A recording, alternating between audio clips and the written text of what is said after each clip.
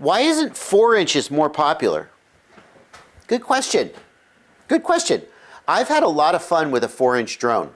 And there was a time when a little 4-inch drone was like one of my favorites to fly. And yet, we still end up gravitating either to 3 or 3.5 inch or to 5 inch.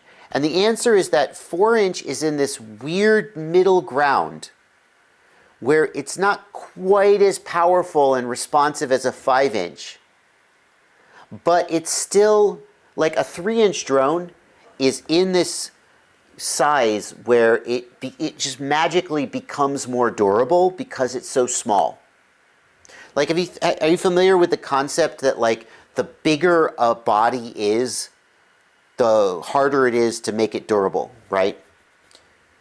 You drop an ant off the Empire State Building and it just lands and walks away. You drop an elephant off the Empire State Building, it's gone for. By the way, don't drop elephants off the. There's a lot of reasons not to do that. If you were thinking, oh, it's a good idea for a YouTube video, don't do that. It's the same is true with quadcopters. You crash a 7-inch, you're going to break something every time. You crash a tiny whoop, most of the time it just bounces back up and nothing happens. And 3 inches and 3.5 inches are still in that size where they're small enough, compact enough, and light enough that they generally tend to get a boost to their durability. The trade-off is the motors, though. 3-inch motors have little 2mm shafts usually, and the motors are the weak spot on a 3-inch build. But the frame is generally not the weak spot. On a 5-inch drone, it's still pretty durable, but it's not quite as bulletproof as a 3-inch, especially because it gets going faster a lot of the time, although not always. And 5-inch motors actually are more durable, I think, than 3-inch motors because they have a little bit more mass and are able to be just beefed up a little bit more. 4-inch is in this weird spot where you still have motors with 2mm shafts. Typically, you'll be using like a 2004 motor or something like that. So the motors are super fragile because you've got a bigger prop with more leverage. You've got more mass in the quadcopter and it's potentially moving at a higher speed. The motors are super fragile. The frame is just starting to get big enough that it's not as durable, but it's not quite, it's just in this weird middle ground where it's like a 5-inch is better and a 3-inch is better depending on which direction you go. And I don't know if that's like a physics thing or if that's just like no one's made the perfect 4-inch quad yet, but that's my take on it. The other thing is, back when carrying GoPros was the norm, and today with high-definition digital video transmitters, a lot of people just skip the GoPro and don't even care.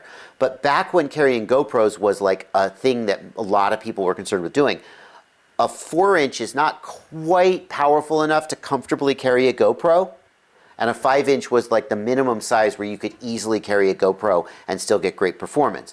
So if you didn't want to carry a GoPro, you'd just go down to a 3-inch. Right? And that's another reason why there's this stratification. That's my take. Yeah, I was going to say as well, we've had another thing come up in the recent few years, which is sub 250, people aiming for sub 250. So you're seeing a very large increase in that market, the 3 to 3.5 inch light sub 250 drones, because that's a size, that's like sort of the biggest size that makes sense to fit sub 250 on. And so like, I don't think historically, I don't think, Ciadians was flying 3 inches, but I don't think like everybody was flying 3 inches. Like there was nowhere near, to me, the amount of people on that hardware until we started to get these rules in different countries in the US and other places that said you need to be under this weight. Yeah, and I think that 3 to 3.5 inches is the biggest drone that gets under 250 grams without a lot of compromises. Like I think the best flying 3.5 inch you could build is over 250 grams. It's closer to 300, 325 grams. It's got a little bit bigger motors, a little bit bigger battery, etc., etc., etc. But a 3.5 inch under 250 grams, it doesn't give up much. And a 3-inch under 250 grams gives up almost nothing in terms of its flight performance and so forth. But a 5-inch to get under 250 grams, like the Umagod 250 is the only 5-inch under 250 grams that's mass produced. And it's great. It flies great. Umagod flies it just like if you just meet Umagod someday and you say you want to go fly, he'll pull out a 250 and that's just what he flies, right? Maybe that relates to his commercial work. I don't know. But the thing is, 4-inch to try to get under 250 grams, well, it's easier than 5-inch, but you kind of may as well just go down to 3-inch and get a pretty good flying quad with fewer compromises. So, if you build a 4-inch with 5-inch motors and 6S, how does it not have the power of a 5-inch? Is the prop difference that big of a deal? Yeah, absolutely. Your props are 20% smaller. You make significantly less thrust on a 4-inch than a 5-inch because the thrust rises non-linearly with the area of the prop. Now, I don't know the exact math, but 20% more prop area gives you more than 20% more thrust. And you wouldn't build a 4-inch with 5-inch motors because those 5-inch motors are going to be too big, they're going to be excessive torque, excessive current draw, the wrong KV for a 4-inch prop. So, but even if you did that, if you just built a 4-inch with 5-inch hardware, you still won't get the same thrust because you're using 4-inch props. Anyway, let's see here. Here's a question from Fern, who I noticed because Fern is also a patron. This question comes from the Discord server. Thank you, Fern, for being a patron. If you guys want to join my Patreon, you can do it at the link in the video description below. Yeah, Blunty, go ahead. Okay, before we get to that, can I? So it's 20% bigger, but isn't the area more like 50% bigger, or 60%, or 70%, or something? Yeah, that's the issue. We have a 20% increase in diameter, but what matters is the increase in area. And I'm not even sure that whether the thrust is linear with respect to the area. It may be nonlinear with respect to the area. I don't know. I just think it's unintuitive until you like figure it out one day when you try to order pizzas. You know what I mean? Like, right. You don't really think about the fact that like, oh, there's like a lot more pizza here in a large than a medium. You don't realize how much you increase because you think you're only going up by the percentage of difference in inches, but you're actually, the area is increasing higher than that. Yeah, except, I mean, if I was going to argue with you about that, it's that the prop is not a circle. So if your prop is yay wide and you add more length, you've added a linear amount of area. Although a 5-inch prop is going to be wider than a 4-inch prop as well. Oh, you really think it's only the contact that matters? Versus the... I think it's the prop area, literally the area of the... You think it's the disc area. I think it's the disc. Correct. I was thinking it was the disc. That's I would not have thought it's the cord. You're talking about like the cord length or whatever the term is. I think it is the surface area of the prop, because the surface area, and it's stupid that I'm still gonna debate this with you because what the hell. But I just want to acknowledge that somewhere out there is a person who is trained in this field who just knows the answer. This is not a mystery, and we sound like idiots debating it. And I just want to acknowledge that. I think it's the surface area of the prop, because that is what engages with the air molecules. The more surface area your prop is, the more air molecules will be propelled downward as the prop rotates, assuming a constant RPM.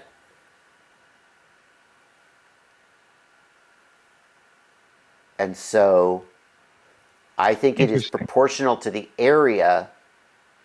Doesn't it hit? Yeah, I would think it's like there's more air molecules in the area, so you're going to hit more of them with the circle that you're making.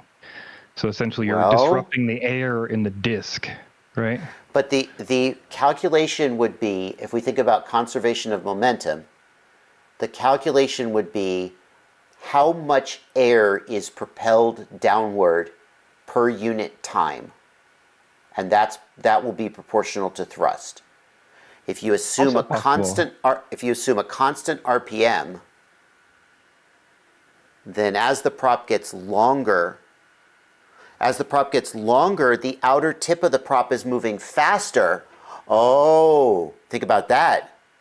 The longer the prop, the faster the tip is moving, and therefore the more air molecules it is engaging with per unit time. And that is independent, Blunty. I'm going to talk myself back into agreeing with you.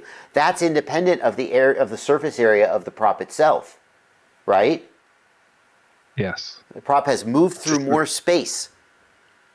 And therefore, and that's potentially why the bigger the diameter prop has a nonlinear increase in thrust. Very interesting. Yeah, I'm going to say, though, that there's also something to do with prop area, because you have to, like, if you imagine some kind of ideal prop where it's very thin versus a thick prop, right? It's Right. going to push a different amount. So you can't just Absolutely.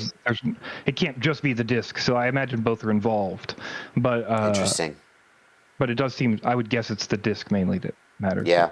Interesting. That was fun. Interesting. That's fun. It's fun to kind of break a problem down into the physics and think about the fundamentals.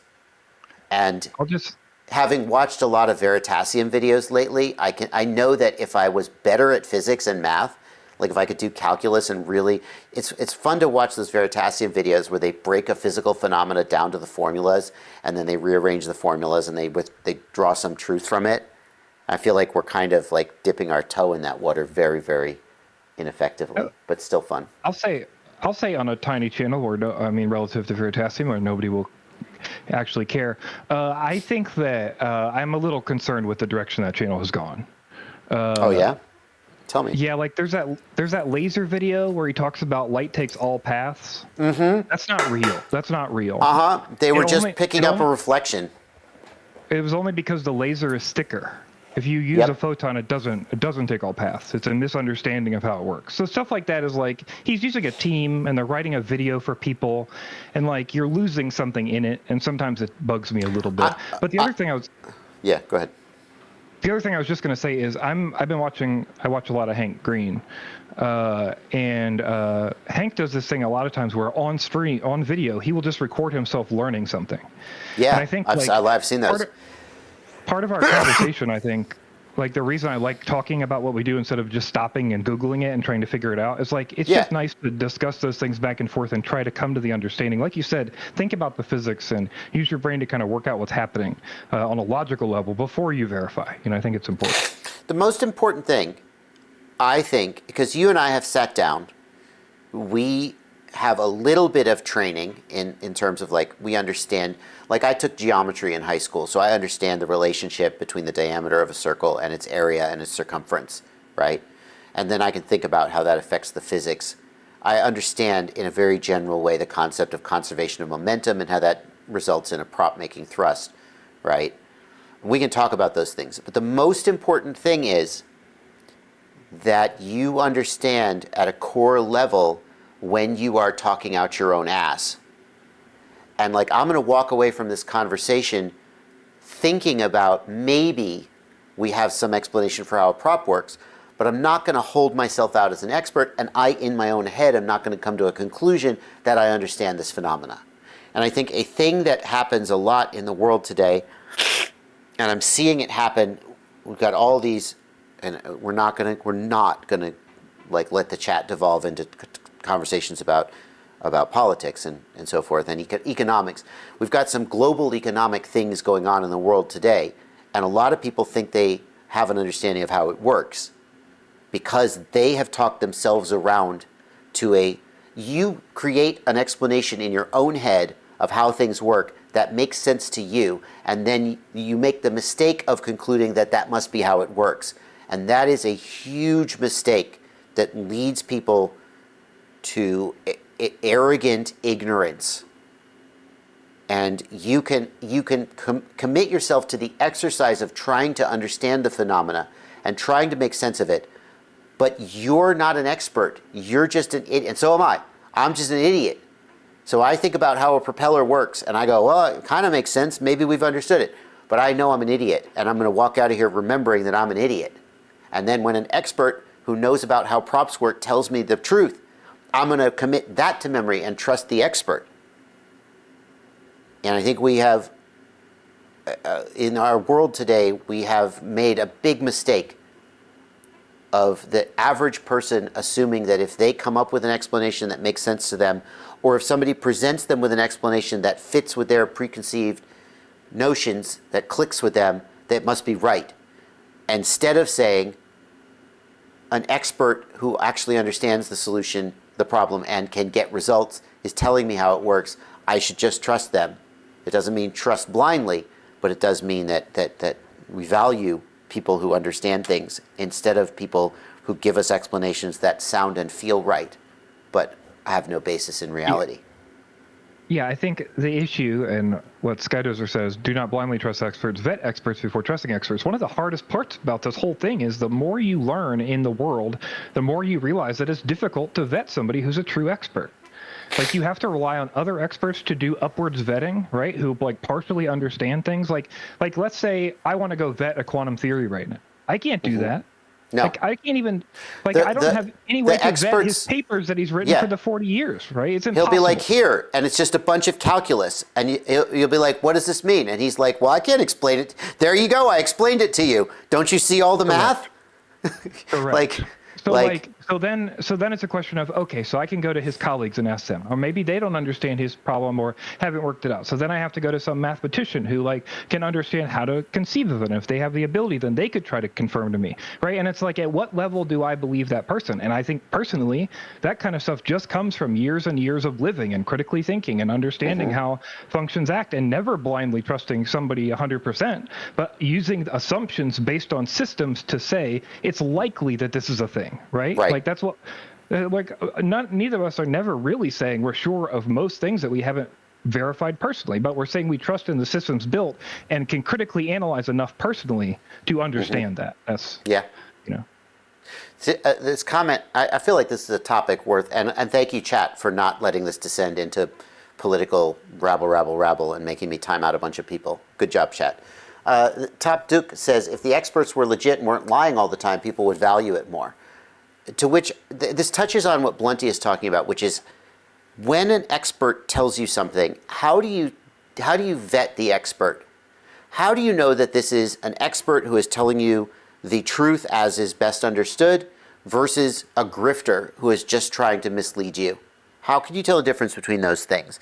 And that's a very deep question, especially if you have certain beliefs that lead you to be mistrustful of certain types of experts. Maybe you don't believe that you share the same motivations as the person. Maybe there are value judgments involved. And so there are a lot of things that we use to vet experts and decide if we want to follow their advice. But here's the thing I will say about this. Here's what I would recommend, what I do, what I hope that I do. Start with the belief that the truth exists and is accessible to us. The minute you start behaving as if the truth doesn't matter, you've lost. The HBO series Chernobyl ends with a quote that when we tell lies, we incur a debt to the truth, and the debt must always be paid. And it's just a question of how big of a debt we incur before we get bit in the ass and a nuclear reactor explodes because we've been lying for years and years and years, and we have a bunch of dead people and damage, environmental damage, etc. So you start with the premise that the truth exists and can be known, okay? And then you, as Blunty said, you have systems.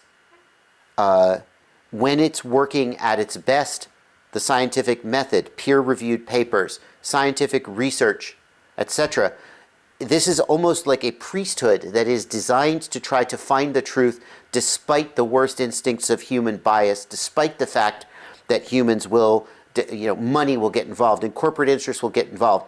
And despite all of the ways in which the scientific method is corrupted in the real world, it is still the best method that has been invented in all of history for finding the truth. Every other method of assessing the truth is inferior, despite all the problems with the scientific method as implemented in the world today. So, I do. You go ahead. I don't want to stop you. But basically, the other thing is I just want to reiterate. You don't. Truth here does not mean I know 100%. Truth means based inside of this system, I understand this to be true through all my critical thinking and logic and understanding of scientific process and method and published information. Truth means that this is the best understanding of the way things are that we have available to us at this moment. It doesn't mean we know everything. It doesn't mean we're never wrong. Sometimes people look at science cases where science said one thing and it was wrong, and then science changed its mind and they say, science has failed. And it's like, well, just making shit up off the top of your head isn't going to do any better. Science has succeeded when it changes based on data. That's the point of science, right? Like Yeah. if you were holding a belief based on data that then was updated or changed or new information was given, holding the old belief is faith, not science. That's the whole point of this, right? We're using the best information we have based on scientific method and based on published data and all this information to get what we can get. And like, yeah, you believe those things because of A, B, C, D, not because A jumps to D, and you're just going to believe that forever. Right. I just think that's such an important key point, because like Absolutely. you said, people really think they're like, how can you know that? And it's like, I don't know that for sure. I just know that as best I can know that as a logical, understanding person working in the systems with which we work in. Well, and I look at results. The famous quote. The tree by its fruit, right?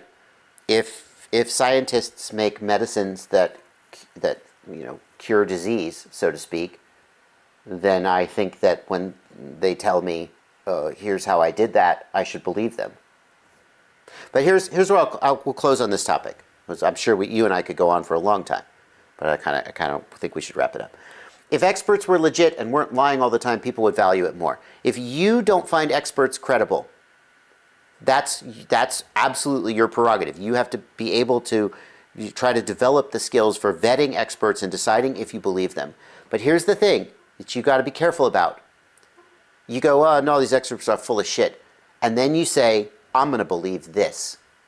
I don't believe the experts. What I believe is X. It's fine if you say, I don't believe the experts, but then you have to just live in a state of agnostic ignorance, which is okay. There are things in the world that are not known and are not knowable. It's okay to say, I don't know. I don't understand. The experts say X, I kind of don't believe them. And then you have to stop there. And I think a lot of times what we do is we say the experts say X, I don't like them, they're full of shit, I don't believe them. I believe this guy. He's not an expert, he's just some dude. Sorry, I bumped the table. Right? Or I believe this blog post that I read. Or I believe what my grandmother told me. Right? You have to stop at the no information and not let the wrong information in. And I think a lot of times we fail at that, myself included. You got to fight that.